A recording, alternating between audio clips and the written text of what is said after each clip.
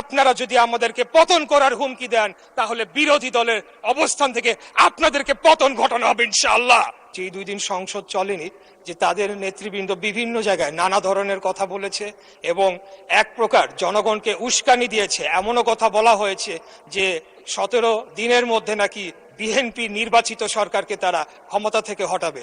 তা আমি আপনার মাধ্যমে এই সংসদ এবং জাতি যারা সকলেই লাইভ টেলিকাস্ট হচ্ছে, সকলেই দেখছে, আমি তাদের উদ্দেশ্যে বলতে চাই যে 2008 সালের নির্বাচনের মাধ্যমে এই সরকার ক্ষমতায় আসে নাই, 14, 18, 24-এর মাধ্যমেও এই সরকার ক্ষমতায় আসে নাই। আমরা জনগণের সরাসরি ভোটের মাধ্যমে ম্যান্ডেট প্রাপ্ত হয়ে এই সংসদে এসেছে।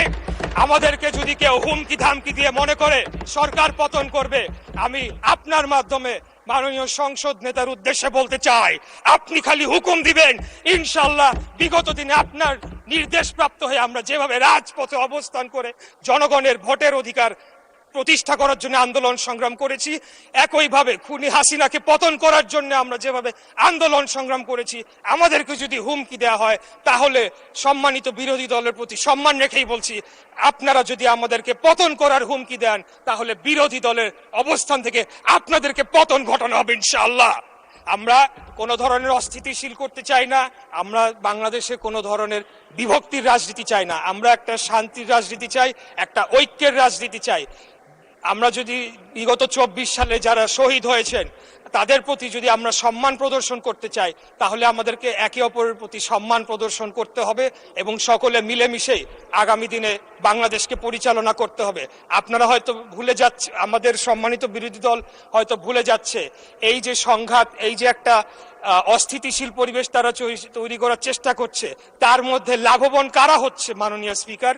তার মাধ্যমে লাভবান একমাত্র ফ্যাসিবাদের যারা দোসর, যারা পলাতক রয়েছে তারাই লাভবান হবে। আর তারা যদি আবার কোনোভাবে বাংলাদেশে ফেরত আসে তাহলে কি অবস্থা করবে যারা তাদের বিরুদ্ধে আন্দোলন করেছে, লড়াই করেছে, সেটা আমি আপনার মাধ্যমে আমি প্রশ্ন রাখতে চাই।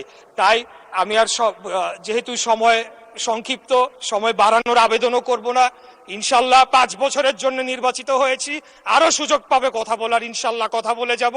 তাই আপনার মাধ্যমে আমি আবারও ঐক্যের আহ্বান জানাচ্ছি, শান্তির আহ্বান জানাচ্ছি এবং পরস্পরের প্রতি একটা শ্রদ্ধার মাধ্যমে আপনারা একটা সম্মান বজায় রাখবেন এবং একে অপরকে হেয় প্রতিপন্ন করার মাধ্যমে যে একটা অপসংস্কৃতি চালু হয়েছিল বিগত খুনি স্বৈরাচারী ফ্যাসিবাদী হাসিনার আমলে, সেখান থেকে যাতে আমরা বের হয়ে এসে আগামী দিনে একটা ঐক্যের রাজনীতি প্রতিষ্ঠা করতে পারি, সেই আহ্বান জানিয়ে আমার বক্তব্য এখানে শেষ করছি। খোদাফেজ। বাংলাদেশ জিন্দাবাদ, বাংলাদেশ জাতীয়তাবাদী দল জিন্দাবাদ। ধন্যবাদ মাননীয় স্পিকার।